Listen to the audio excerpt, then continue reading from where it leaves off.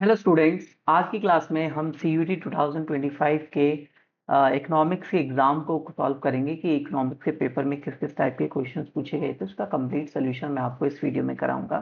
ठीक है, तो सबसे पहले क्वेश्चन से अगर आप स्टार्ट करें तो सबसे पहला क्वेश्चन क्या कह रहा है? Whether the use the more resources in the education and health और whether the more resources use in building military services. मैं हिंदी में भी बोलते जाऊंगा कि हमारे पास दो चॉइसेस हैं यहाँ पर कि हम अपने संसाधनों का उपयोग, अपने रिसोर्सेज का यूज एजुकेशन एंड हेल्थ पे ज़्यादा करें या फिर मिलिट्री सर्विसेज को बनाने के ऊपर ज़्यादा से ज़्यादा करें। तो आप देखेंगे कि यहाँ पर आपको चॉइसेस मिल रही हैं और वो चॉइसेस आपको दी जा रही हैं डिफरेंट टाइप ऑफ प्रोडक्ट्स में। ठीक है, कि आप रिसोर्सेज का यूज दो चीज़ों में कर रहे हैं, या तो एजुकेशन एंड हेल्थ में करें या फिर आप मिलिट्री सर्विसेज में करें। तो दो चॉइसेस में से आपको किसी एक चॉइस को चूज करना है। तो यहाँ पर product which types of production की, आप कौन से टाइप का गुड्स प्रोड्यूस करेंगे, किस प्रकार की वस्तु को बनाएंगे अपने संसाधनों से, अपने रिसोर्सेज से, तो उसके ऊपर आपको चॉइस मिल रही है। तो ऐसे कुछ ऑप्शंस आपको व्हाट टू प्रोड्यूस की प्रॉब्लम में देखने को मिलते थे। हाउ टू प्रोड्यूस में तो आप देखते थे कैसे बनाएं, यानी कि यहाँ पर अगर प्रोडक्शन टेक्नोलॉजी को चूज करने के लिए बोला जाता तो शायद ऑप्शन वन होता, और अगर आप डिस्ट्रीब्यूशन ऑफ नेशनल इनकम या किसके लिए प्रोडक्शन करना है उसके लिए होता तो होम टू प्रोड्यूस होता, और वेयर टू प्रोड्यूस जैसी कोई चीज तो होती ही नहीं। तो सेकंड आंसर हो जाएगा इसका, ऑप्शन ठीक करेक्ट ऑप्शन होगा। ठीक है, नेक्स्ट अगर हम देखें तो नेक्स्ट है आपके पास the collection of all possible combination of goods and services that can be produced from a given amount of resources and a given stock of technology. कि आप गिवन रिसोर्सेज यानी कि आपके पास दिए गए संसाधन हैं। ठीक है, संसाधनों की एक निश्चित मात्रा है और आपके पास तकनीक, उत्पादन तकनीक दी हुई है, उससे आप कितनी क्वांटिटी प्रोड्यूस कर सकते हैं, कितनी मात्रा उत्पादित कर सकते हैं वस्तुओं और सेवाओं की, उसको आपको पॉसिबल कॉम्बिनेशंस को क्या चीज दिखाती है, क्या कलेक्शन है उस चीज का। तो आपने अगर पीपीसी या पीपीएफ की डेफिनेशन पढ़ी होगी तो आपको याद होगा कि पीपीसी या पीपीएफ जो है वो ऑल पॉसिबल कॉम्बिनेशन को दिखाता है गुड्स एंड सर्विसेज को that can B produce for a given amount of resources and a stock of technology by an economy. ठीक है, तो ये आपको पीपीसी कर्व की डेफिनेशन देखने को मिल रही है, उत्पादन संभावना वक्र की जो है आपको एक परिभाषा देखने को मिल रही है। तो इसका करेक्ट आंसर जो है वो ऑप्शन नंबर वन हो जाएगा। ये आपके पास क्वेश्चन नंबर टू था। अब हम चलते हैं क्वेश्चन नंबर थ्री पे। अगर आप क्वेश्चन नंबर थ्री को देखें तो थोड़ा लिटिल बिट कंफ्यूजिंग आपको लगेगा। ठीक है, तो बेसिकली आपको इस क्वेश्चन को पहले समझना है। क्वेश्चन नंबर थ्री क्या कह रहा है? क्वेश्चन नंबर थ्री कह रहा है कि the shifting the demand curve left, arrange the following statement in a sequential order. कि अगर आपको डिमांड कर्व को लेफ्टवर्ड शिफ्ट करवाना है, यानी मांग वक्र को बाईं ओर खिसका स्थानांतरित करवाना है या खिसकाव करवाना है, तो इसमें से कौन सी क्रमिक क्रम होगा, आपको क्रम से लगाना है कि सबसे पहले ये होगा, फिर ये होगा, फिर ये होगा, फिर ये होगा, उसके बाद डिमांड कर्व जो है वो आपका लेफ्ट में शिफ्ट हो जाएगा। इस तरीके से एक सिक्वेंशियल ऑर्डर लगाना है कि ये लेफ्टवर्ड शिफ्ट हो जाए। अब आपको यहाँ पर कुछ स्टेटमेंट्स दी हुई हैं, चार स्टेटमेंट्स दी हुई हैं। होपफुली आपको क्वेश्चन समझ में आया होगा कि क्वेश्चन क्या कहना चाहता है। तो इन चारों स्टेटमेंट्स में से मुझे यहाँ पर सप्लाई और डिमांड दोनों चीजें दिख रही हैं। इट मींस ये वाला डायग्राम आप इक्विलिब्रियम मार्केट से लेकर जो है वो बनाएंगे, क्योंकि नीचे जो आप अगर देखें तो एक ऑप्शन आपके पास न्यू इक्विलिब्रियम जैसा भी ऑप्शन दिया हुआ है। तो आप सभी को पता है कि मार्केट इक्विलिब्रियम में जब आती है, जब डिमांड और सप्लाई का एक दूसरे को एक पॉइंट पर इंटरसेक्ट करते हैं, वहां पर इक्विलिब्रियम क्वांटिटी आती है, इक्विलिब्रियम प्राइस आपके पास आ जाता है। अब आपको इसका सिक्वेंशियल ऑर्डर देखिए। At any given price demand is less, किसी भी गिवन प्राइस पे डिमांड जो है वो कम है।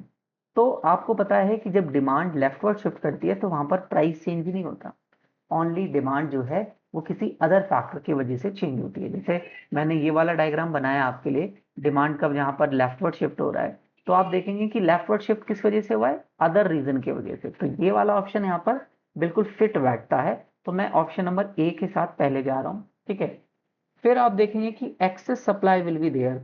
तो एक्सेस सप्लाई होगा ऐसा कुछ भी नहीं है। ठीक है, यानी कि अधिक के पूर्ति हो ऐसा कुछ भी नहीं है। यदि आप देखें तो some producer will decrease the price of a commodity, किसी प्रोड्यूसर ने कॉमोडिटी के प्राइस को कम किया होगा। ठीक है, ऐसा हम कह सकते हैं कि प्रोड्यूसर प्राइस कम किया होगा, जहां पर आपके पास ये some producer will decrease the price, price producers ने कम किया है जिसकी वजह से डिमांड लेस हो सकती है किसी भी अदर रीजन की वजह से। तो मैं इसके बाद सी पे जाऊंगा, फिर हम जो है बी पर जाएंगे क्योंकि इसकी वजह से एक्सेस सप्लाई भी हो सकती है, यानी कि ये वाला आप देखें तो डिमांड का बैकवर्ड शिफ्ट करना चाहिए। तो इस वाले को अगर मैं ऐसे बनाऊं, डिमांड का यहाँ पर बैकवर्ड शिफ्ट करेगा, ये वाला पार्ट अगर आप देखें, equilibrium price, equilibrium quantity, demand curve और सप्लाई कर्व, ये आपके पास इक्विलिब्रियम पॉइंट है। ठीक है, तो यहाँ पर अगर आप इस चीज को देखें तो आपके पास ये कह रहा है कि some producer will decrease the price, price fall हो रहे हैं। ठीक है, इसकी वजह से एक्सेस सप्लाई क्रिएट हो रही है। एक्सेस सप्लाई कब क्रिएट होगी? जब सप्लाई ज्यादा होगी और डिमांड कम होगी। ठीक है, तो आपके पास ये इस तरीके से हो सकता है, जिसकी वजह से एक्सेस सप्लाई क्रिएट हो रही है। और एक्सेस सप्लाई अगर क्रिएट हो रही है और डिमांड का फॉल हो रहा है आपके पास, ठीक है, बैकवर्ड जाना चाहिए, तो उस वक्त आपका न्यू इक्विलिब्रियम जो है quantity and price will be less, दोनों ही जो है वो आपके पास यहाँ पर लोअर लेवल पर होंगे। इस तरीके से ये दोनों लोअर लेवल पर होंगे। तो आप देख सकते हैं डिमांड का बैकवर्ड शिफ्ट करा इस केस में, प्राइस भी लोअर हुआ है, क्वांटिटी भी लोअर हुई है, और आपके पास एक्सेस सप्लाई जैसी सिचुएशन भी देखने को मिल रही है क्योंकि सप्लाई ज्यादा है, डिमांड प्रोडक्ट की कम हो रही है। तो ऑप्शन नंबर 2 के साथ हम जाएंगे, यहाँ पर ए सी बी और डी यहाँ पर आपको देखने को मिल रहा है। ठीक है, हिंदी में अगर आप देखें तो दी हुई कीमत पर मांग में कमी होगी, पहला पॉइंट। दूसरा आप लगाएंगे सीक्वेंस में कि कुछ उत्पादक वस्तुओं की कीमतों में कमी करेंगे, एंड फिर इसकी वजह से एक्सेस सप्लाई आएगी और नया इक्विलिब्रियम प्राइस एंड क्वांटिटी दोनों ही यानी मात्रा और कीमत दोनों ही कम होंगी। नेक्स्ट हम क्वेश्चन देखते हैं, क्वेश्चन नंबर 4 है हमारा ये, एक तरीके से मैच द फॉलोइंग है क्वेश्चन नंबर 4। आपको सीयूटी में इस टाइप के क्वेश्चन ज्यादा देखने को मिलेंगे, तो आपको बी प्रिपेयर, अच्छे से तैयार रहना है कि किस तरीके से हमें इन क्वेश्चन का आंसर देना है। ठीक है, तो देखते हैं। सबसे पहले आपके पास दिया हुआ है कि analysis assumes that the level of utility can be expressed in numbers, जो नंबर्स में बताता है, यानी कि ऐसी कौन सी आपके पास है यूटिलिटी अप्रोच जो कि ये बताती है कि हम उपयोगिता को नंबर्स में संख्याओं के रूप में व्यक्त करते हैं, वो है आपके पास कार्डिनल यूटिलिटी। तो ए का तो 1 से मैच कर रहा है। ठीक है, बी देखते हैं, change in the total utility due to the consumption of 1 additional unit of a commodity, किसी भी कॉमोडिटी की एक एक्स्ट्रा यूनिट, किसी वस्तु की एक अतिरिक्त इकाई का उपभोग करने पर आपकी टोटल यूटिलिटी, कुल उपयोगिता चेंज हो जाती है। वो कब चेंज होती है, उसको आप क्या बोलते हैं? उसको आप बोलते हैं मार्जिनल यूटिलिटी, एमयू, है ना। जब एमयू आपके पास किसी भी गुड्स की एक एक्स्ट्रा यूनिट आप खाते हैं तो आपको एमयू मिलता है, जिसकी वजह से आपका टीयू बढ़ता है। तो ये बी जो है थर्ड के साथ ऑप्शन में मैच करेगा। Marginal utility from consuming each additional unit of a commodity decline, ये क्या हो रहा है? डिक्लाइन हो रहा है as with consumption increases. Basically ये बता रहा है कि सीमांत उपयोगिता क्या होते जाती है? कम होते जाती है, जैसे जैसे आप ज्यादा से ज्यादा यूनिट्स को उपभोग करते हैं, ज्यादा से ज्यादा अतिरिक्त इकाइयों का उपभोग करने पर सीमांत उपभोक्ता कम हो जाती है। तो उसको आप क्या बोलते हैं कि मार्जिनल यूटिलिटी फॉल कर रही है जब एक्स्ट्रा यूनिट को आप कंज्यूमेशन कर रहे हैं। तो law of diminishing marginal utility, law of DMU जिसे हम कहते हैं। ठीक है, तो मैंने कहा ए का 1 के साथ मैच हो रहा है, बी का 3 के साथ मैच हो रहा है और सी का 2 के साथ मैच हो रहा है।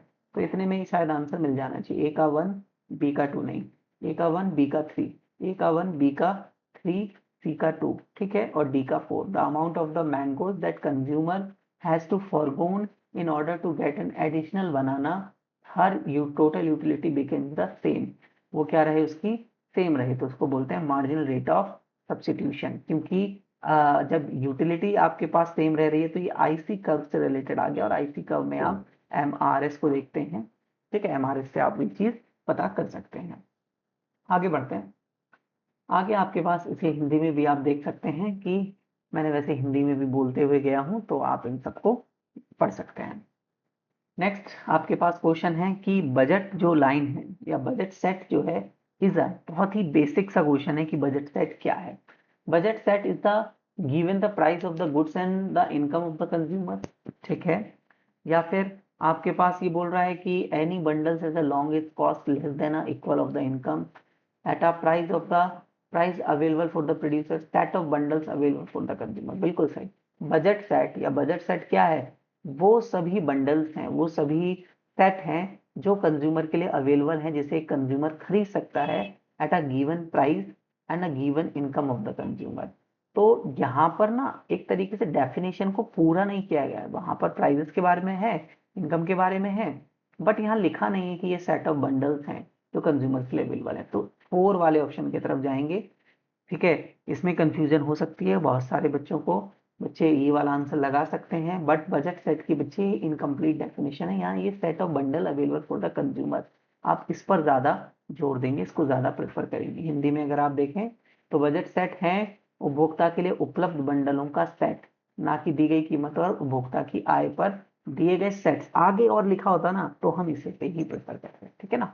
चलो नेक्स्ट हमारे पास आता है फाइंड द करेक्ट स्टेटमेंट्स, ठीक है। करेक्ट स्टेटमेंट्स बतानी है आपको, इनमें से कौन सी करेक्ट है कौन सी इनकरेक्ट स्टेटमेंट्स हैं। तो पहली स्टेटमेंट पे चलते हैं। Goods which are consume together are called complementary goods. ऐसी वस्तुएं जिनको एक साथ उपभोग किया जाता है, एक साथ हम जिनका उपभोग करते हैं, उनको हम क्या कॉम्प्लीमेंट्री गुड्स यानी पूरक वस्तु बोलते हैं। बिल्कुल सही बात है। ऐसे गुड्स जिनको एक साथ कंज्यूम किया जाता है उनको पूरक वस्तु कॉम्प्लीमेंट्री गुड्स कहते हैं। स्टेटमेंट ठीक है, करेक्ट है। The market demand curve can be derived as a vertical summation of individual demand curve. Market demand curve यानी बाजार मांग वक्र अगर आपको निकालना है तो ये वर्टिकल समेशन होता है, लंबवत जोड़ होता है, किसका? व्यक्तिगत मांग वक्रों का नहीं। आपने पढ़ा है it is a horizontal horizontal summation of individual demand curve. Horizontal summation होता है, ना कि वर्टिकल समेशन। तो ये स्टेटमेंट क्या हो गई? गलत हो गई।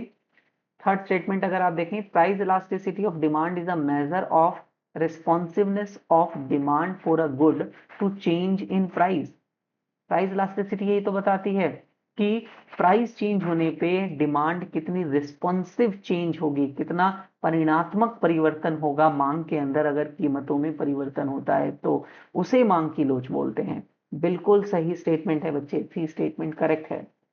If the consumer preferences change in favor of goods, the demand curve for such a goods or demand curve for such a goods shifts leftward।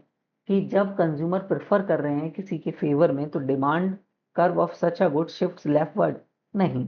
अगर फेवर में जाएगा तो राइटवर्ड शिफ्ट होना चाहिए, वो उसकी डिमांड को बढ़ाएगा ना कि कम करेगा। तो स्टेटमेंट गलत हो गई। तो आपके पास ए और सी स्टेटमेंट ठीक है, ए और सी, हाँ ठीक है, ए और सी। तो आपके पास सेकंड ऑप्शन ठीक है, या सॉरी सेकंड बोल रहा हूँ, फर्स्ट ऑप्शन ठीक है, इसका आंसर 1 है। ठीक है, हिंदी में भी मैं आपके साथ बताते हुए चला हूँ। नेक्स्ट क्वेश्चन अगर आप देखें, ठीक है, नेक्स्ट क्वेश्चन आपके पास, तो the relation between the consumers optimal choices of the commodity, ठीक है, consumers optimal choices of the quantity of goods and it's prices is called. अगर आपको ऑप्टिमल चॉइसेस देखनी है किसकी? Quantity and price. तो आपको पता है प्राइस एंड क्वांटिटी आप दिखाते हैं किसके अंदर? डिमांड कर्व में, ठीक है, डिमांड कर्व में यानी मांग वक्र में हम जो है वो किसी भी वस्तु की मात्रा और वस्तु की कीमत के थ्रू ऑप्टिमल चॉइसेस कंज्यूमर्स की बताते हैं कि कितनी कितनी खरीद सकता है। ठीक है, आगे बढ़ते हैं। आगे नेक्स्ट आपके पास यहाँ पर अगेन एक मैच द फॉलोइंग वाला क्वेश्चन है, ठीक है, मैच द फॉलोइंग क्वेश्चन। तो यहाँ पर अगर आप देखें पहला आपके पास ऑप्शन कि relationship between the variable input and output. Variable input and output के बीच में आपको क्या रिलेशन देखने को मिल रहा है? वेरिएबल इनपुट्स एंड आउटपुट का मतलब क्या है कि आपके पास जो भी आगत हैं, जो भी निर्गत हैं, जो परिवर्तनशील हैं, जो परिवर्ती हैं, उनके बीच में संबंध किस चीज से आपको दिखाने को मिलेगा। ठीक है, तो यहाँ पर एवरेज प्रोडक्ट दिया हुआ है, ठीक है, मार्जिनल प्रोडक्ट दिया हुआ है and law of variable proportion दिया हुआ है, और आपके पास यहाँ पर टोटल प्रोडक्ट। तो इसका आंसर टोटल प्रोडक्ट हो जाएगा क्योंकि टोटल प्रोडक्ट ही आपको इनपुट एंड आउटपुट का एक रिलेशन बताते हैं। इनपुट, कितना इनपुट लगाने पे कितना टोटल आउटपुट होगा, इट मीन्स कितना टोटल प्रोडक्शन मिलेगा, कितना कुल उत्पादन आपको देखने को मिलेगा, वो आपको इस चीज में दिखाने को मिल रहा है। नेक्स्ट, आउटपुट पर unit of variable input. Per unit जब भी आ जाए, प्रति इकाई आगत के लिए जब भी बोलने लग जाए, तो आप आंख बंद करके एवरेज प्रोडक्ट पे चले जाना, औसत उत्पाद पे चले जाना, क्योंकि पर यूनिट तो वही बताता है। चेंज इन द आउटपुट पर unit of change in input. जब आप हर एक यूनिट को चेंज करते हैं तो उससे कितना आउटपुट चेंज होता है। चेंज, चेंज वर्ड जब भी आ जाए बच्चे, चेंज वर्ड जब भी आ जाए तो चेंज वर्ड का रिलेशन होता है मार्जिनल के साथ, ठीक है, यानी कि सीमांत के साथ। जब भी आपको परिवर्तन कोई चीज दिखे तो वहां पर सीमांत वर्ड लगेगा, यानी कि मार्जिनल प्रोडक्ट इसका करेक्ट आंसर होगा। The marginal product of a factor input initially rises and it's employment level. तो स्टार्टिंग में मार्जिनल प्रोडक्ट जो है वो बढ़ता है लॉ ऑफ वेरिएबल प्रोपोर्शन में। हालांकि यही ऑप्शन बचा था तो इसके हिसाब से हमने लगा दिया कि परिवर्ती अनुपात के नियम होंगे ये, ठीक है।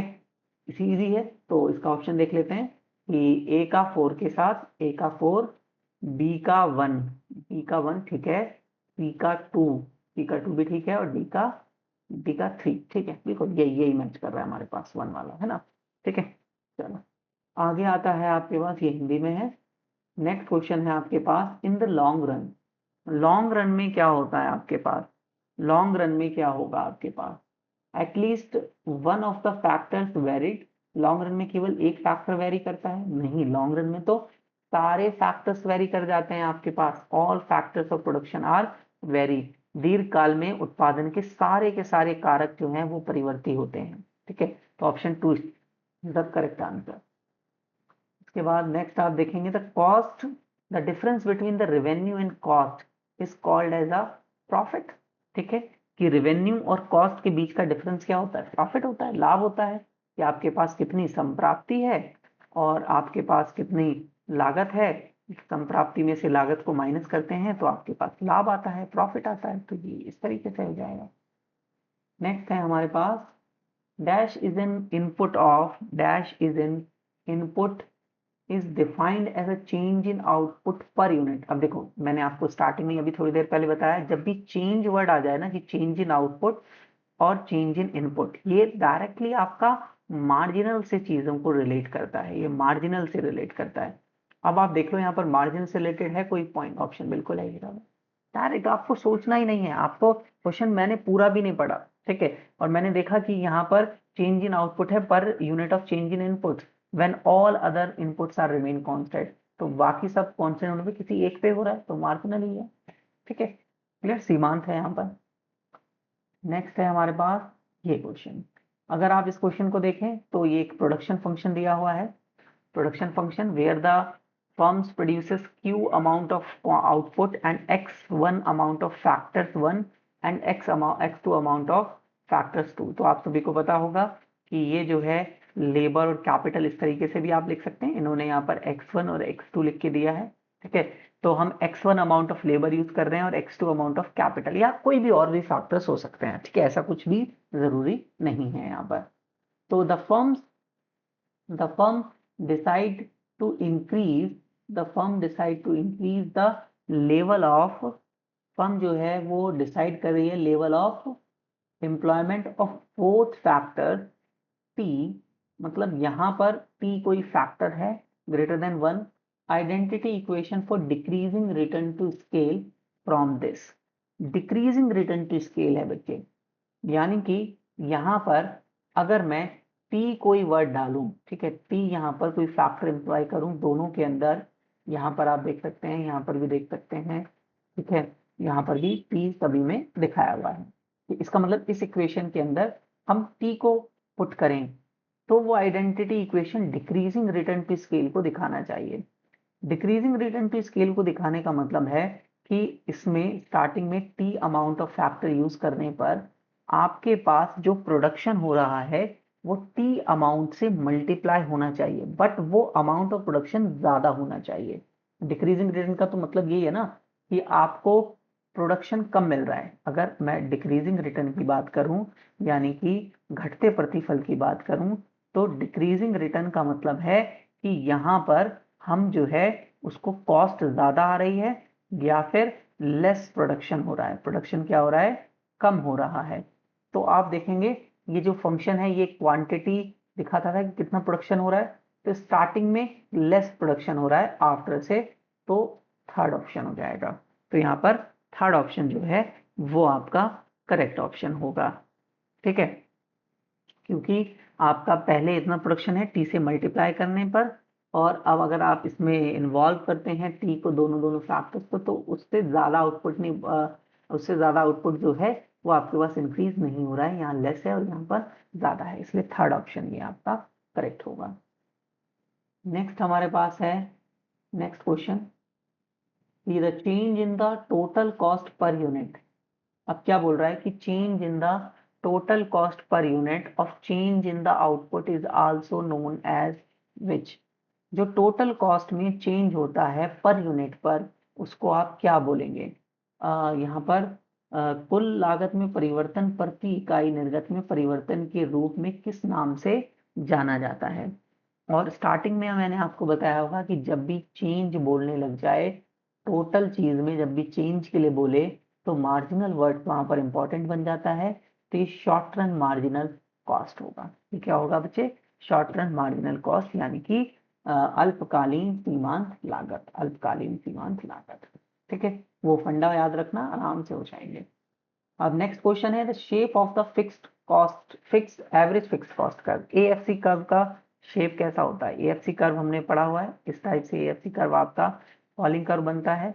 इसके नीचे की जितनी भी रेक्टेंगल्स का एरिया होता है, उन सभी रेक्टेंगल्स का एरिया, जैसे ये रेक्टेंगल बना या ये रेक्टेंगल बना, इन सभी रेक्टेंगल्स का एरिया इक्वल होता है, तो इसको हम रेक्टेंगुलर हाइपरबोला कर्व बोलते हैं, rectangular hyperbola curve.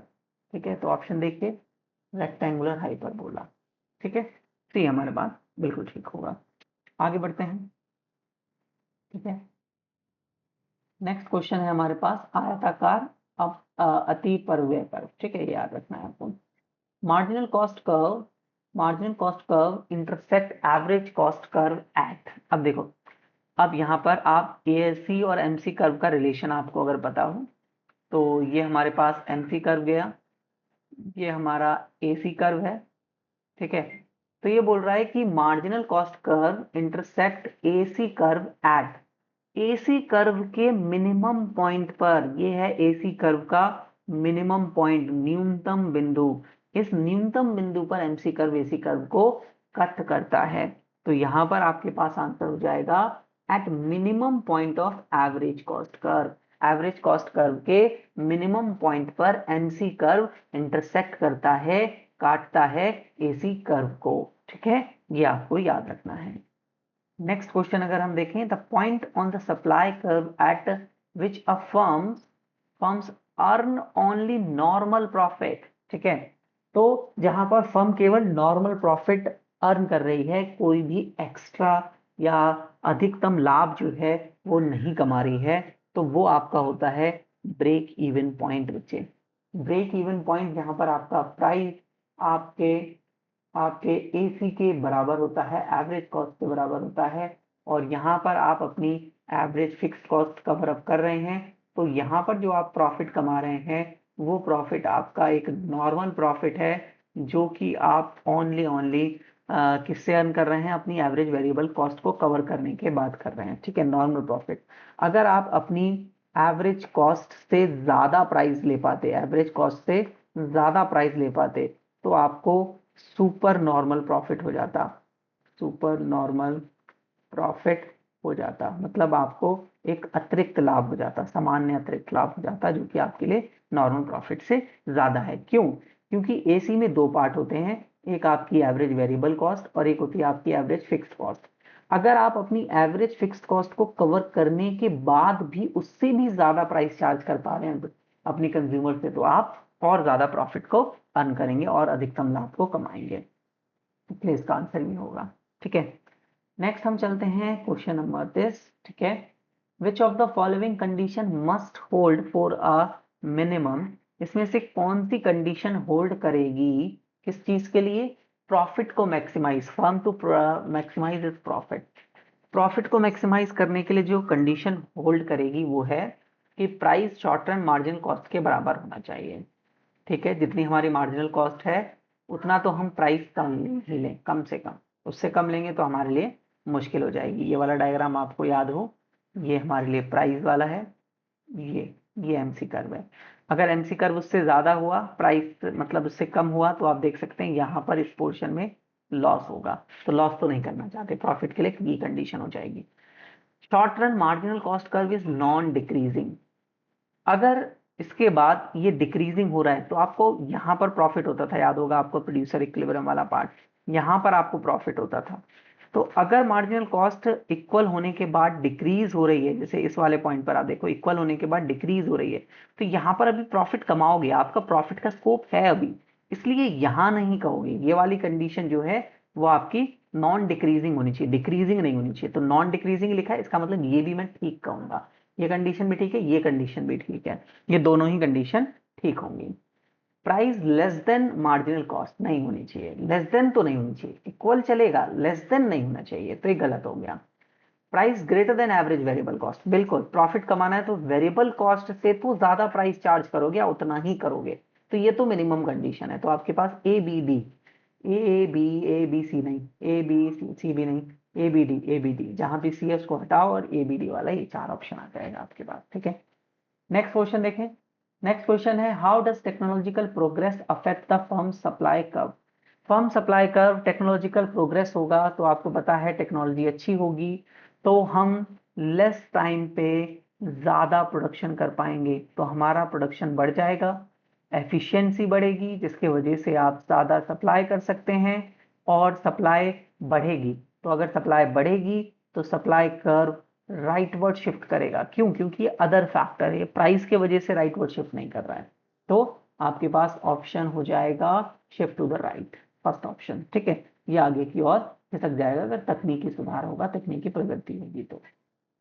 Next question है, ठीक है, नेक्स्ट क्वेश्चन है सपोज एन इंडिविजुअल, एक इंडिविजुअल है बाय 30 बनाना, ठीक है, वो 30 बनाना को परचेज करता है at a price of 10 rupees, तो कीमत 10 रुपए है। When the price is increase to 14, अगर प्राइस 14 हो जाता है इंक्रीज होकर, तो she reduces the demand to banana, banana की डिमांड रिड्यूस कर देता है 24 rupees. In this case price elasticity of demand, price elasticity of demand अगर आपको यहाँ पर निकालना है तो आप इस वाले फॉर्मूले से निकाल सकते हैं, elasticity of demand minus negative delta Q by delta P into P by Q, इससे निकाल सकते हो या डायरेक्ट परसेंटेज मेथड से। तो अगर आप डेल्टा क्यू को देखें या डेल्टा पी देखें तो delta Q equals to Q one minus Q होता है, यानी कि 24 minus 30 equals to minus 6, delta P equals to P one minus P equals to 40 minus 10। P one मैंने नए प्राइस ले लिया है, नई क्वांटिटी के लिए क्यू वन लिया है। ठीक है, तो ये इंडिकेट आपको पता होगा, आप पढ़कर आए हैं अभी। ठीक है, तो ये डेल्टा क्यू आपके पास है -6, डेल्टा पी है 4 और पी आपके पास स्टार्टिंग में प्राइस 10 था और स्टार्टिंग में क्वांटिटी 30 थी, देख सकते हैं इनिशियल क्वांटिटी और इनिशियल प्राइस। सॉल्व कर लो, माइनस से माइनस खत्म होकर प्लस हो जाएगा और जीरो से जीरो कैंसिल होगा, 3 वन जा 3, 3 टू जा 6, 2 वन जा 2, 2 टू जा 4, 1/2, यानी कि 0.5 इसका करेक्ट आंसर, 0.5 इसका करेक्ट आंसर होगा, ऑप्शन नंबर 3। ठीक है, इजी है, आगे बढ़ते हैं। Which of the following is an example of floor price, इसमें से फ्लोर प्राइस का एग्जाम्पल कौन सा है?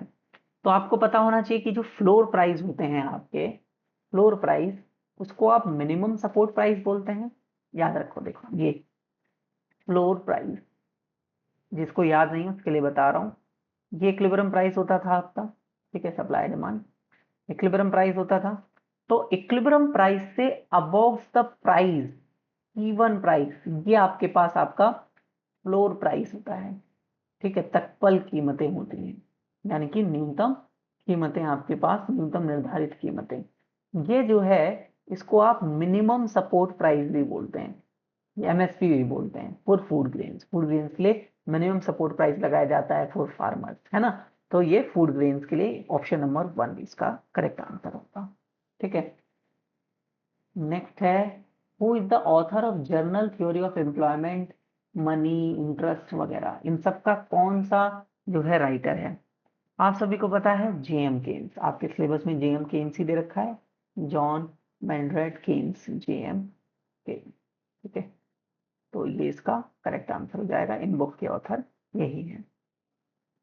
नेक्स्ट है आपके पास question, if all the pupils of the economy increase the proportion of income they saved, the total value of saving is the economy will not increase, will either decline or remain unchanged, this result is।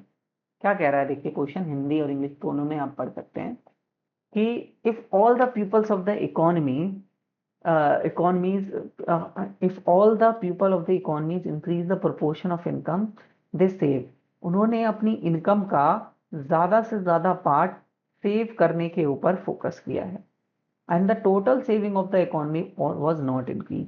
अगर आप saving देखें किसकी, economy की, तो economy की saving नहीं बढ़ी है, बट लोगों ने सेविंग बढ़ाने के ऊपर फोकस किया है। ठीक है, नहीं बढ़ी है, आइदर डिक्लाइन और रिमेन अनचेंज, वो या तो अनचेंज है या तो घट चुकी है, डिक्लाइन हो चुकी है। ठीक है, तो इसको आप क्या बोलते हैं, ये कौन सा आपके पास जो है एक कॉन्सेप्ट नजर आता है? हिंदी में पढ़िए देखिए, यदि अर्थव्यवस्था में सभी लोग अपनी आय से बचत के अनुपात को बढ़ा दें तो अर्थव्यवस्था में बचत के कुल मूल्य में वृद्धि नहीं होती, बचत नहीं बढ़ती इकोनॉमी के अंदर, अर्थात इसमें या तो बचत में कमी आएगी या अपरिवर्तित रहेगी, कोई चेंज नहीं होगा। इसका परिणाम को क्या कहा जाता है? ये पैराडॉक्स ऑफ थ्रिफ्ट है, जहां पर लोग सोच रहे होते हैं कि हम ज्यादा पैसा बचा रहे हैं तो सेविंग बढ़ रही है, इकोनॉमी का भला होगा, बट ऐसा नहीं हो रहा है। तो आप इसको पैराडॉक्स ऑफ थ्रिफ्ट बोलते हैं। ठीक है, हिंदी में मितव्ययी, मितव्ययिता का विरोधाभास। ठीक है, आगे बढ़ते हैं हम। आगे आपके पास आता है टू मेजर द सीपीआई, आप सीपीआई मेजर करना चाहते हैं तो आप किन किन चीजों को लेंगे? कंज्यूमर प्राइस इंडेक्स, उपभोक्ता कीमत सूचकांक, तो आप इनमें से किन किन चीजों को देखते हैं, किन किन चीजों को इसके अंदर लेते हैं? ठीक है, तो सबसे पहले आपके पास क्या आप करंट ईयर को देखते हैं कि करंट ईयर होना चाहिए। ठीक है, सीपीआई के लिए आप करंट ईयर को देखते हैं। Preceding year, preceding year means पिछला साल जो बीत चुका है। ठीक है, बेस ईयर, प्रीसीडिंग ईयर से कोई मतलब नहीं होता, बेस ईयर से मतलब होता है, करंट ईयर से मतलब होता है, सक्सेडिंग ईयर से भी मतलब नहीं होता। आपने इकोनॉमी में जो बेस ईयर डिसाइड किया है और जो करंट ईयर का जिसका आप निकालना चाहते हैं, दोनों ईयर इंपॉर्टेंट है, तो ए और सी यानी कि सेकेंड आंसर करेक्ट होगा। ठीक है, index of the price of a given index of price of a given baskets of the commodity which are bought by the representative consumer is known as। ठीक है, तो कंज्यूमर एक commodities of basket खरीद रहा है और उसके हम इंडेक्स ऑफ प्राइस, उसका इंडेक्स बनाते हैं, तो वो तो बेसिकली कंज्यूमर के लिए हो गया कंज्यूमर प्राइस इंडेक्स। कि कंज्यूमर जिन गुड्स को खरीद रहा है उसका आप एक इंडेक्स बनाना चाहते हैं, प्राइसेस का एक सूचकांक बनाना चाहते हैं, तो वो कौन सा प्रतिनिधित्व करेगा, कौन सा रिप्रेजेंट करेगा उसको, तो सीपीआई है, सीपीआई कंज्यूमर प्राइस इंडेक्स। ठीक है, नेक्स्ट देखिए, again match the following question है। ठीक है, तो मैच द फॉलोइंग, तो यहां पर आपके पास बोल रहा है जीडीपी एट एमपी क्या होगा? एनडीपी एट एमपी, देखिए एनडीपी एट एमपी माइनस, देखिए माइनस एनआईटी हो गया तो ये एफसी में कन्वर्ट हो जाना चाहिए था, तो ये तो होगा नहीं इसके लिए। जीडीपी एट एफसी है ये, minus net production tax, net production tax को अगर मैं इसमें माइनस कर दूं तो नहीं होगा ये। ठीक है, क्योंकि ये एफसी में कन्वर्ट हो जाएगा, जीवी एट बेसिक प्राइस है, ऐड होना चाहिए था आई थिंक।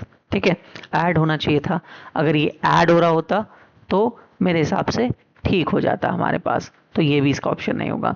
हाँ, सी प्लस आई प्लस जी प्लस एक्स माइनस एम, इसको हम एडी बोलते हैं, और इसको ही आप सभी को ऐड करने के बाद आपके पास जीडीपी एट एमपी भी निकल कर आता है। ठीक है, तो आपके पास ए का 3 हो गया, ए का 3 हो गया, ए का 3 हो गया। अब बी देखते हैं, बी का net domestic product at factor cost, NDP at FC. ठीक है, तो एनडीपी एट एफसी है, तो एनडीपी एट एफसी यानी कि एमपी में से माइनस करोगे एनआईटी, ये एनआईटी हो गया आपका। ठीक है, तो एफसी पे आ जाएगा, बिल्कुल ठीक है। And net production taxes, net production taxes type कुछ दे रखा है। ठीक है, तो यहाँ पर ये वाला तो हमारे पास जो है इस तरीके से हो जाएगा, है ना, क्योंकि नेट प्रोडक्शन टैक्स से नेट प्रोडक्ट टैक्स, ये बेसिकली मैं ये कह सकता हूँ कि डबल डबल बार बेसिकली चीज़ों को दिखाया है और कुछ नहीं है, अननेसेसरी दिखाया गया है, बट ये इसका हो सकता है। बाकी अदर देखते हैं आगे किसी में मैच करेगा, तो वैसे अभी मैं इसको 1 में मैच करा रहा हूँ, ठीक है ना। नेक्स्ट हम देखें third, GVA eight FC. GVA eight FC basic price minus net production taxes, net production taxes, ठीक है। तो अगर इसमें हम माइनस भी कर दें नेट प्रोडक्शन टैक्सेस तो कोई फर्क तो नहीं पड़ेगा, बेसिक ईयर प्राइसेस से है, ठीक है। तो ये 2 ले लेते हैं, इसका सी का 2 ले लेते हैं, ठीक है। और gross national product at factor cost, तो ये आपके पास हो जाएगा GNP MP minus net product tax, तो एफसी पे हो जाएगा, और नेट प्रोडक्शन टैक्सेस, ठीक है, net product taxes and net production taxes, इन दोनों को माइनस करके यानी कि डी का 4, तो डी का 4 ही लेंगे,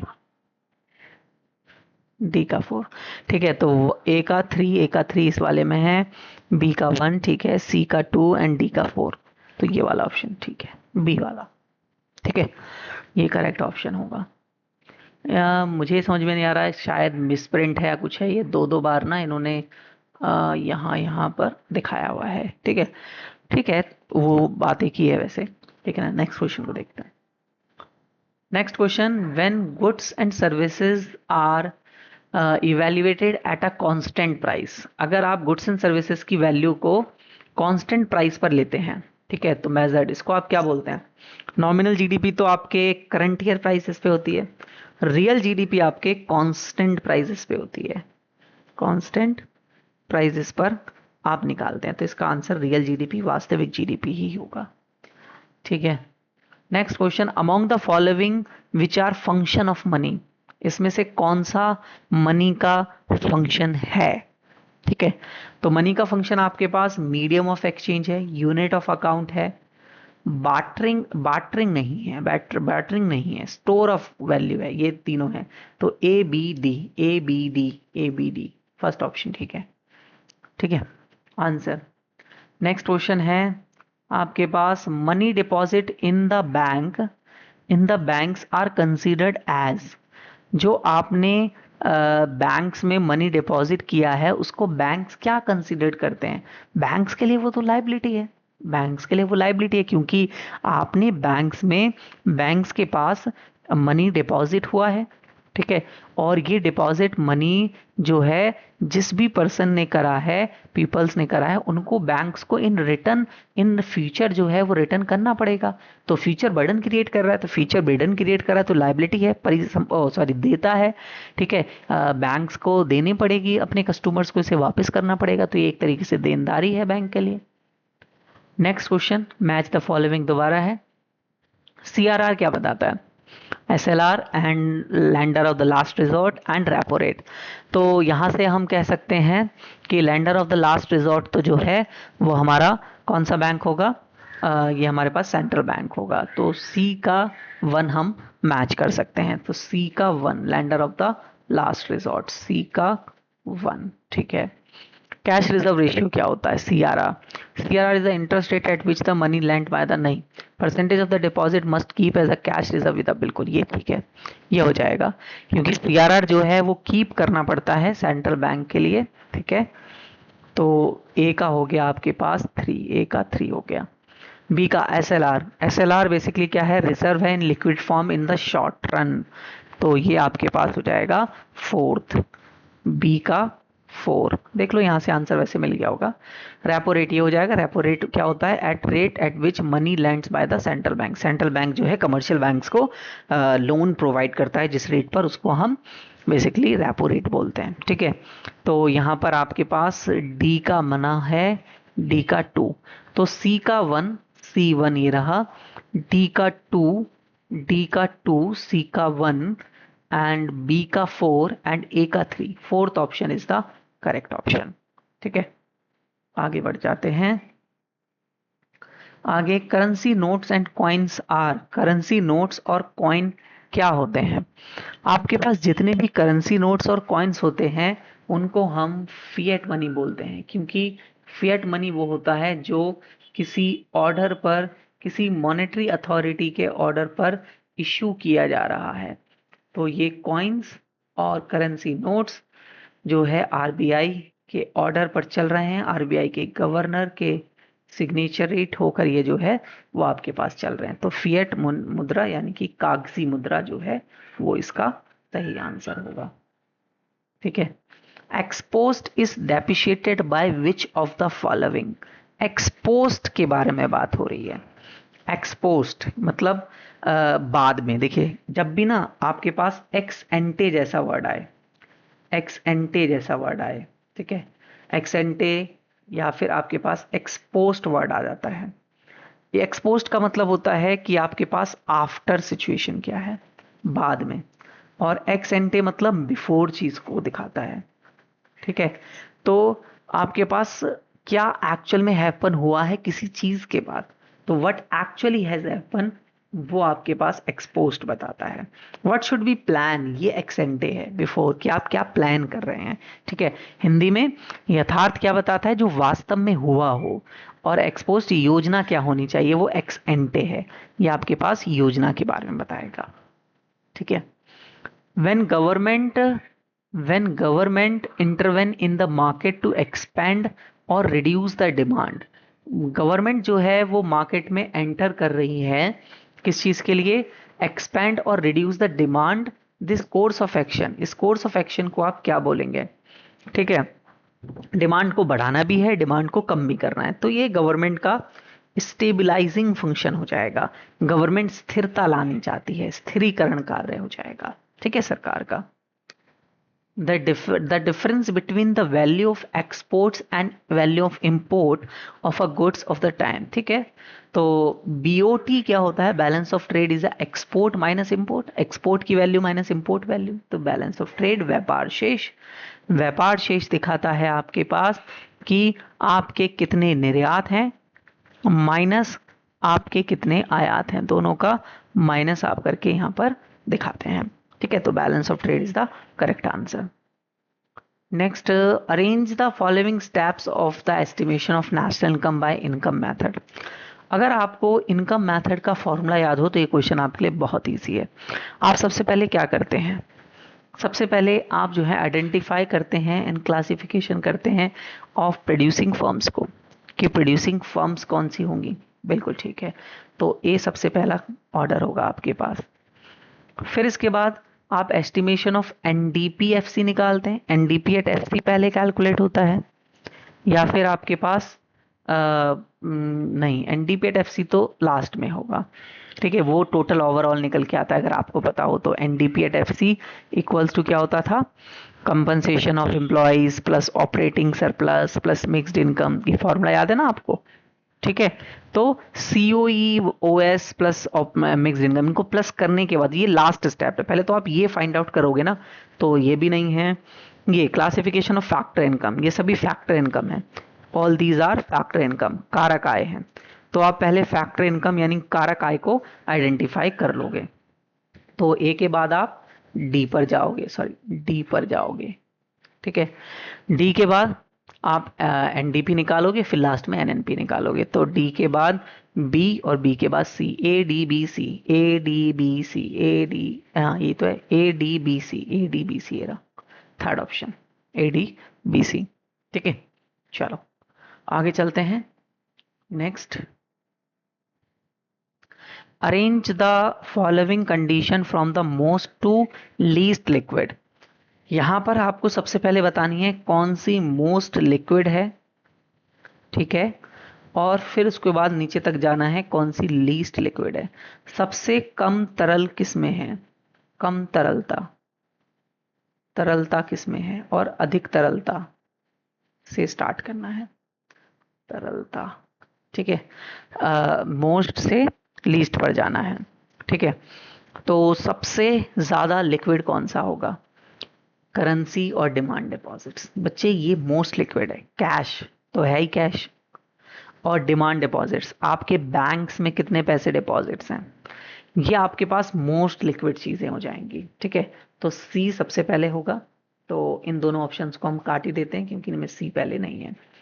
फिर इसके बाद आपके पास जितने भी पोस्ट ऑफिसेज हैं, पोस्ट ऑफिस ये दोनों तो हैं ही इसमें, saving deposits with post office saving bank account से आप इजीली पैसे निकाल सकते हैं। तो सी के बाद ए हो जाएगा आपका मोस्ट लिक्विड, ठीक है, लीस्ट लिक्विड इससे ये है, फिर इसके बाद ये है, लेकिन ये भी लिक्विड है ज़्यादा।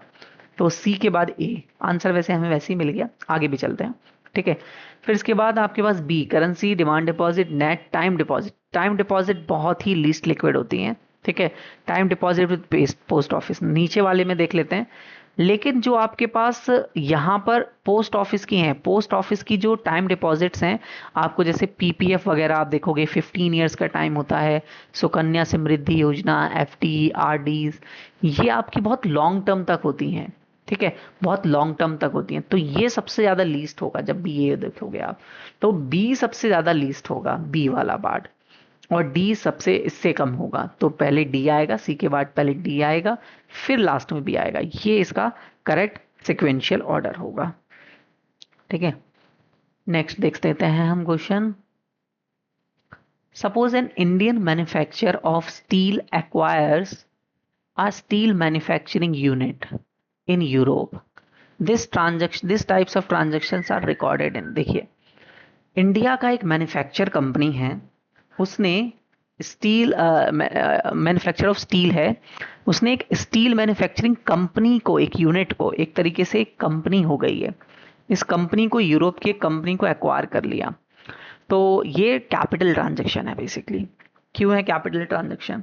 क्योंकि ये कैपिटल अमाउंट से रिलेटेड है कि हमने उसमें एक इन्वेस्टमेंट कर दिया, उसको खरीदा है, तो ये इन्वेस्टमेंट आ गया, ये फॉरेन इन्वेस्टमेंट हो गई। तो इन्वेस्टमेंट्स तो आपकी जो है वो कैपिटल अकाउंट में जाती हैं। तो these transactions are recorded in the capital account. Capital account पूंजी खाते में आती है इस तरीके की निवेश वगैरह। और अगर वो पूछ लेता किस साइड आएगा, तो हमने पैसे दिए होंगे बेसिकली, है ना, एक्वायर किया है तो इन्वेस्टमेंट हमने करा होगा, तो यहाँ से पैसे जा रहे हैं, तो ये आपका डेबिट साइड हो जाता, ठीक है। चलो आगे बढ़ते हैं।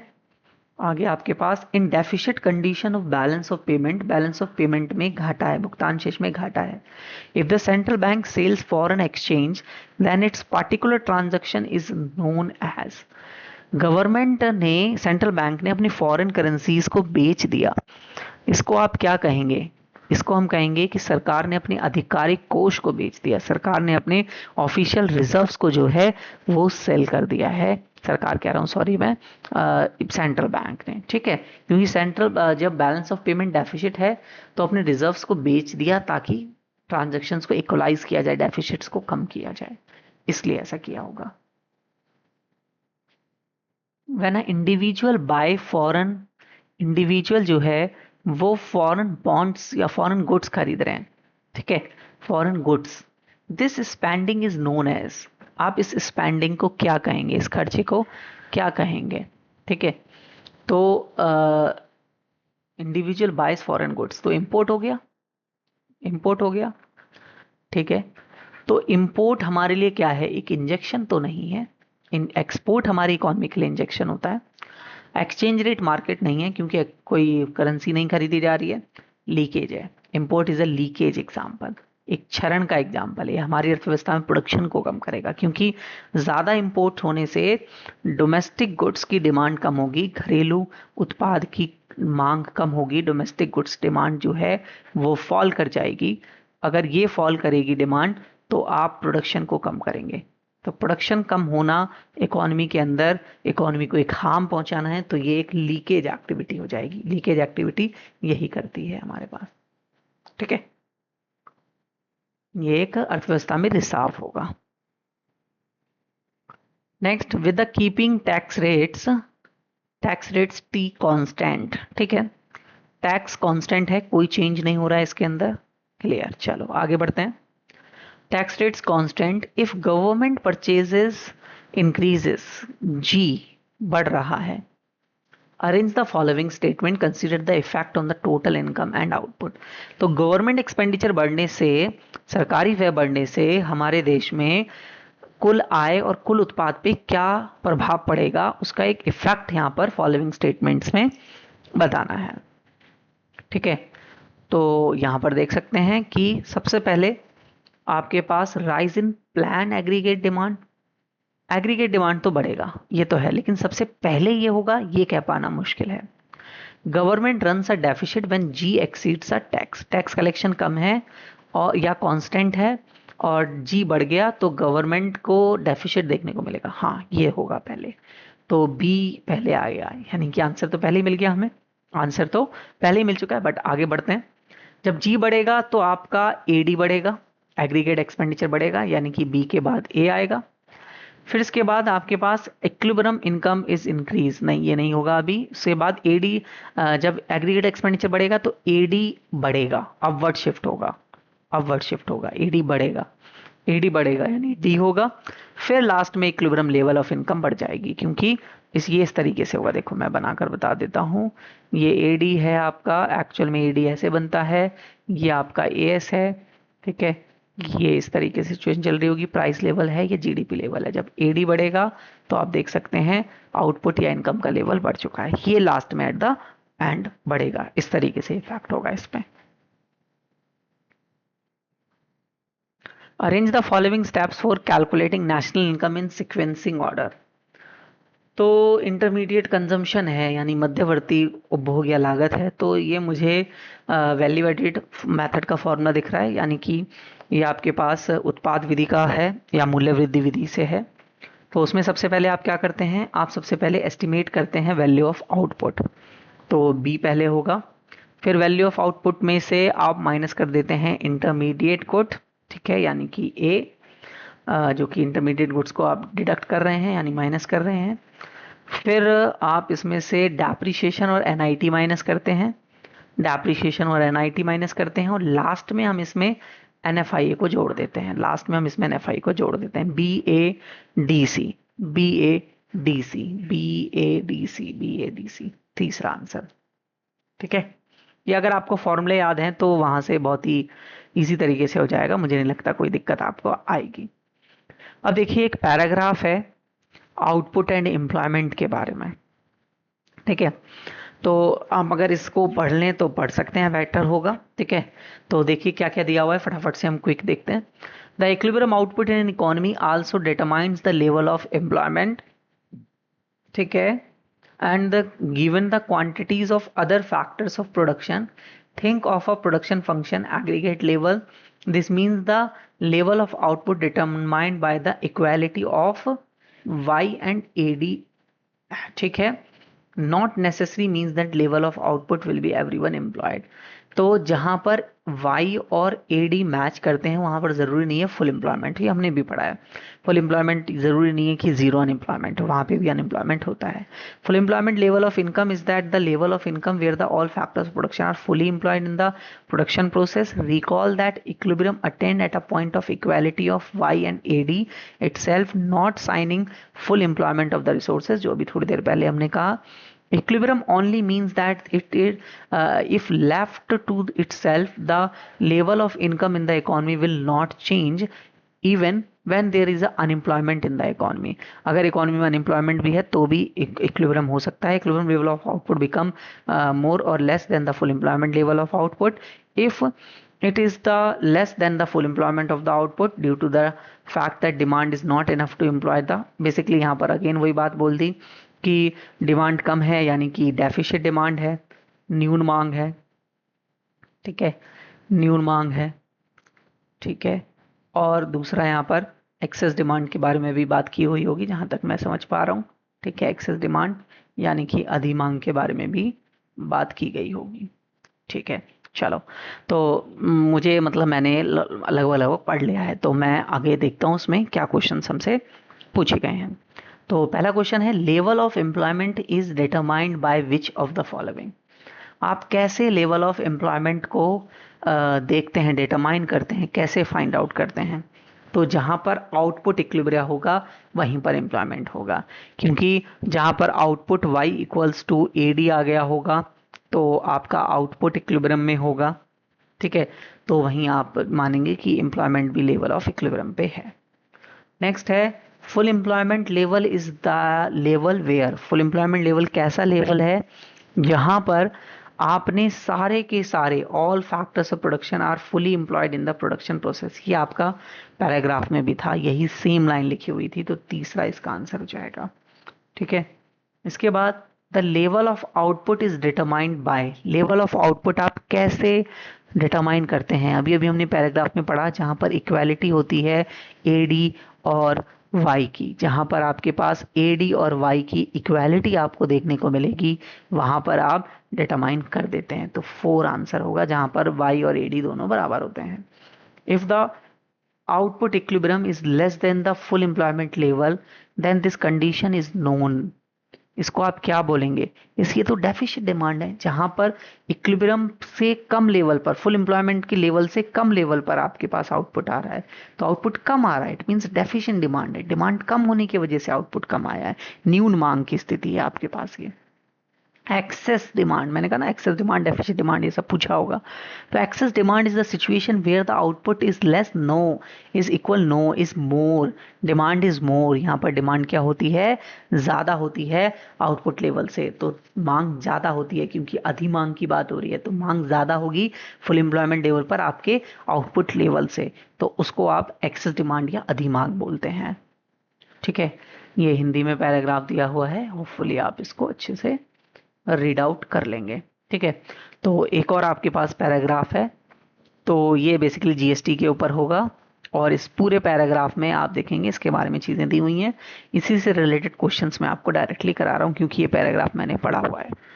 तो जीएसटी किस टाइप का टैक्स है, देखिए इस टाइप के क्वेश्चंस तो आई थिंक आप बिना पैराग्राफ पढ़े भी दे सकते हैं।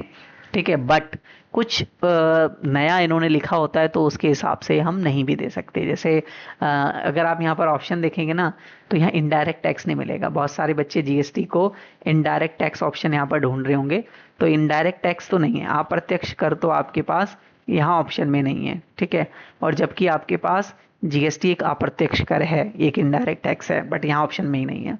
ठीक है, तो GST is a destination based tax, ये आपको याद रखना है, ये डेस्टिनेशन बेस्ड टैक्स होता है कि किस पर लगता है, मतलब लास्ट डेस्टिनेशन, लास्ट व्यक्ति पर लगता है जो इस गुड्स एंड सर्विसेज को कंज्यूम कर रहा है। मतलब जैसे किसी ने गुड्स का प्रोडक्शन किया किसी भी प्रोडक्ट का, तो इस व्यक्ति पर जीएसटी लग गया, बट ये जीएसटी पे कौन करेगा, जीएसटी ये पर्सन पे नहीं करेगा, अभी नहीं करने वाला ये। ठीक है ना, जीएसटी कब पे होगा, जब ये प्रोडक्ट जो यहाँ पर प्रोड्यूस हुआ है, ये product final consumption, final consumer के द्वारा परचेज किया जाएगा, फाइनल कंज्यूमर इसको परचेज करेगा, तो उस पर्सन पर ये जीएसटी क्या हो जाएगा, इम्पोज होगा, मतलब इम्पोज तो इसी पे हुआ है, बट ये जो व्यक्ति है जो वो क्या करेगा, पे करने के लिए लायबल होगा, ये पे करेगा। तो एक डेस्टिनेशन बेस्ड टैक्स है, लास्ट में जो इसको बियर करने वाला लास्ट व्यक्ति होता है, जो जब तक ये डेस्टिनेशन तक नहीं पहुंच जाता तब तक इसके ऊपर टैक्स नहीं लगता। ठीक है, तो ये वर्ड आपको याद रखना है। Which of the following features of the GST removes reduce the cascading effect. Cascading effect basically आप कह सकते हैं कि हिंदी में इसके वर्ड के लिए मुझे देखना पड़ेगा, कास्केडिंग इफेक्ट इन्होंने भी ये लिखा हुआ है। कास्केडिंग इफेक्ट बेसिकली आपके पास अगर मैं समझाना चाहूँ तो ये बताता है कि किस तरीके से प्रीसीडिंग चीज़ों को हम देख रहे हैं। प्रीसीडिंग चीज़ें मीन्स क्या है कि पुराने इफेक्ट्स को भी जो है ख़त्म करके एक नई चीज़ को लेके आया जाएगा। ठीक है, तो कौन से कास्केडिंग इफेक्ट्स की यहाँ पर रिमूव करता है जीएसटी का फीचर जो है, ये एक इनपुट टैक्स क्रेडिट है। इनपुट टैक्स क्रेडिट है, इनपुट टैक्स क्रेडिट का मतलब क्या है कि जैसे आपने देखा होगा कि जीएसटीज को ना एडजस्ट किया जाता है, इनपुट्स और आउटपुट, इनपुट जीएसटी को आउटपुट जीएसटी से एडजस्ट किया जाता है, आपने अकाउंट्स वगैरह में इसको पढ़ा होगा।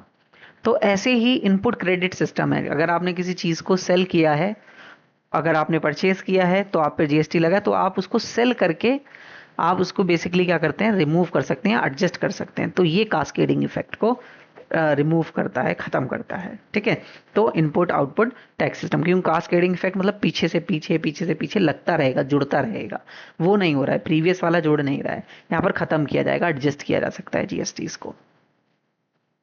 नेक्स्ट क्वेश्चन है, GST is the amalgamation of which of the following taxes.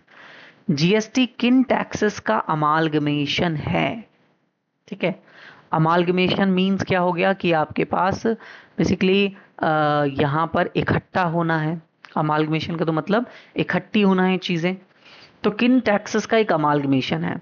All central taxes, all state taxes, large number of central and state indirect taxes, large number of central taxes वगैरह। ये आपको paragraph में इसका answer मिल जाएगा, और मुझे अभी याद नहीं है, इसमें आपके पास पूरा प्रॉपरली लिखा हुआ था। ठीक है, तो हम ये कह सकते हैं कि ये वाले क्वेश्चन में आप कहेंगे कि स्टेट्स और सेंट्रल दोनों का है। ठीक है, स्टेट और सेंट्रल्स का दोनों का इनडायरेक्ट टैक्स है, तो अभी के लिए मैं थर्ड इस पे लगाना चाहूंगा। ठीक है, बेसिकली इसका आंसर पूरा पैराग्राफ में दिया हुआ है। From the following which product has been keep outside from the GST ambit. GST ambit system से आपने किसको पूरे तरीके से हटाया हुआ है, एक तरीके से। ठीक है, हटाया हुआ है। अमालगमेशन में हमने 3 वाला लगाया था ना। ठीक है, तो ये वाला क्वेश्चन भी आपके पास थोड़ा सा एक तरीके से हम कह सकते हैं ट्रिकी टाइप क्वेश्चन है। ठीक है, तो यहाँ पर आपके पास मुझे क्वेश्चन इसका आंसर 3 भी लगता है और 4 भी लगता है, क्योंकि लग्जरी कंज्यूमेबल आइटम्स और टैबैको जैसे आउटसाइड द जीएसटी, जीएसटी से अलग से एम्बिट किया हुआ है। गोल्ड, सिल्वर वगैरह, इन पर मेकिंग चार्जेस वगैरह पे जीएसटी लगता है इन पे। बट लार्ज कंज्यूमेबल आइटम्स और टैबैको, इनको आउटसाइड द जीएसटी एम्बिट रखा हुआ है, तो दोनों में से कोई एक होगा। ठीक है, इसका फिक्स कोई आंसर नहीं है, शायद ये क्वेश्चन गलत है मेरे हिसाब से। मतलब ये एक तरीके से मल्टीपल आंसर्स इसके दे रखे हैं, तो जब ये फाइनलाइज हुआ था तो उस वक्त भी यही एक प्रॉब्लम आई थी। ठीक है, जब ये पेपर हुआ था। तो why GST is considered as a unified tax system. Unified tax system मतलब एक सिस्टम है, ये बात भी करता है one nation one tax system के ऊपर, one nation one tax system के ऊपर फोकस देता है। तो इसलिए क्योंकि because it's the combination of multiple taxes है, because now country have only GST as a indirect tax, नहीं और भी है। Because it's bot uniformity in the tax rates, uniformity मतलब एक जैसे टैक्स रेट्स को पूरी की पूरी कंट्री में अलाउ करता है, ये इसका एक मेन फीचर है। थर्ड इसका आंसर होगा, क्योंकि एक जैसा रेट सारी कंट्री में टैक्स रेट्स को लगाने के ऊपर था ये बात। ठीक है, ये हिंदी वर्जन है इसका, और हमने इस पूरे पेपर को सॉल्व कर लिया है। होपफुली सभी स्टूडेंट को ये पूरा पेपर सोल्यूशन जो है, जो सीयूईटी 2020-25 का था, वो आपको अच्छी लगी होगी सीरीज। इसी तरीके से मैं अब 2024, 2023, 2022 इस तरीके से प्रीसीडिंग्सली सभी पेपर्स को सॉल्व कर करके आपको वीडियो जो है प्रोवाइड करूंगा। अगर आपको ये सीरीज अच्छी लग रही हो तो आप मुझे कांटेक्ट ज़रूर कर सकते हैं। ठीक है, बाकी अगर आपको नोट्स वगैरह चाहिए हों, इसके प्रीवियस ईयर क्वेश्चंस के प्रैक्टिस वगैरह चाहिए हो, तो आप मुझे कांटेक्ट कर सकते हैं इस नंबर पर। ठीक है, मैं आपको वो सभी भी प्रोवाइड कर दूंगा। और अगर आपको सीरीज अच्छी लग रही हो तो आप कमेंट एंड बाकी अपने फ्रेंड्स के साथ ज़रूर शेयर करें। चलिए नेक्स्ट वीडियो में मिलते हैं।